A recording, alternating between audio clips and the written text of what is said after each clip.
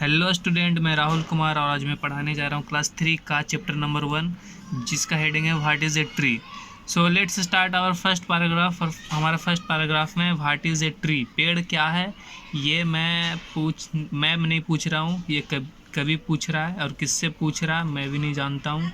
ये पूछ रहा है I ask the whistling wind and the rustling lips, कभी पूछ रहा है विस्लिंग वाइंड और रस्टलिंग लिप्स से। तो चलिए जानते हैं विस्लिंग वाइंड क्या होता है और रस्टलिंग लिप क्या होता है। विस्लिंग वाइंड ये होता है कि जब कोई हवा तेज़ से चलती है तो उससे आवाज़ निकलता है, आंधी या तूफान चलता है तो जो आवाज़ ध्वनि उत्पन्न होता है उसको विस्लिंग वाइंड कहते हैं। और रस्टलिंग लिप्स होता है जब हवा चलती है तो पेड़ में जो सूखे पत्ते हैं जो आपस में टकराते हैं तो उससे एक सरसराने की आवाज़ निकलती है, इसको हम रस्टलिंग लिप्स कहते हैं। तब आपको समझ में आ गया होगा कि कवि ने किससे पूछा कि पेड़ क्या है।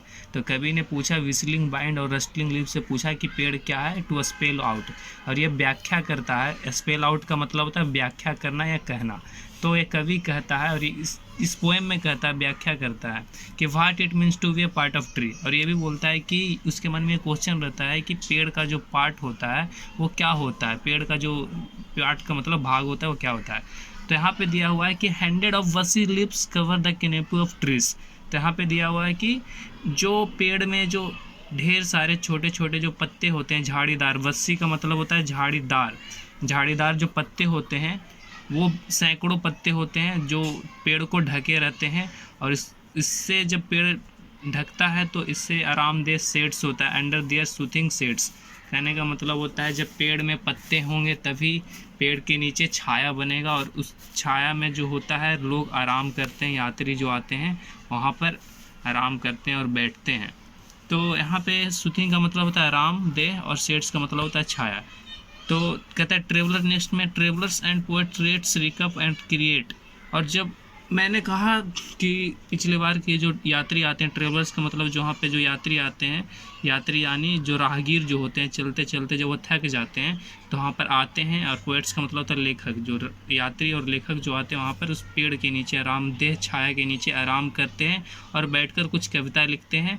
और उस मैजिकल टाइम में and tales of create wave tales of magical time and refresh rise and sign.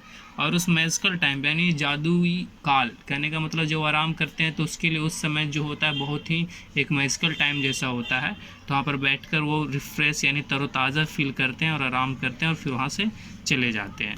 तो हमारा जो नेक्स्ट पैराग्राफ है, तो नेक्स्ट हमारा पैराग्राफ है the branch in their fold innumerable treasure hold. तो यहाँ पे देखने वाली बात है इन्यूमरेबल। तो इन्यूमरेबल का मतलब होता है बेशुमार, ट्रेजर का मतलब होता है खजाना, ब्रांच का मतलब होता है शाखा। तो यहाँ पे जो पेड़ के शाखे में बहुत सारे बेशुमार यानी अनगिनत खजाना होता है। तो अब आपको बोले कैसे कि अनगिनत खजाना किसे कहते हैं, तो यहाँ पे सोना नहीं होता है खजाना, यहाँ पे होता है here is a nest full of eggs and we hold. तो यहाँ पे होता है पेड़ के ब्रांच में घोंसला होता है और उसके अंदर ढेर सारे अंडे होते हैं जो कि किसी खजाना से कम नहीं होता है, वो पक्षी का होता है। तो यही इस लाइन को समझाने का मतलब ये था कि ब्रांच जो होता है उसके अंदर खजाना होता है और खजाना जो होता है वो घोंसले के अंदर अंडा जो होता है उसी को हम खजाना यहाँ पे बोला गया इस पोएम में।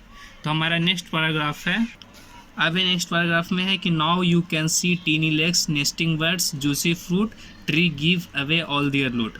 अब आप देख सकते हैं कि जो भी हम सब कविता पढ़े हैं उस कविता से हम लोग यही समझे हैं कि कविता के अंदर जो नेस्टिंग बर्ड्स होते हैं और जो जूसी फ्रूट होते हैं, मतलब कि जो पक्षियों का जो घोंसला होता है और जो पेड़ में जो रसदार फल होते हैं, ये सब जो होता है tree give away all their loot, ये जो पेड़ का एक अपना लूट होता है जो कि ये सब उनको देते हैं।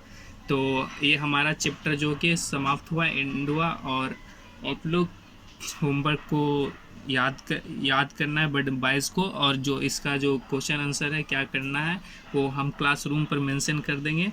और सबसे इम्पोर्टेंट बात कि अभी कोविड-19 में घर से बाहर ना निकले, भीड़ में ना जाए और सेफ़ रहें, stay home and stay safe. So thank you.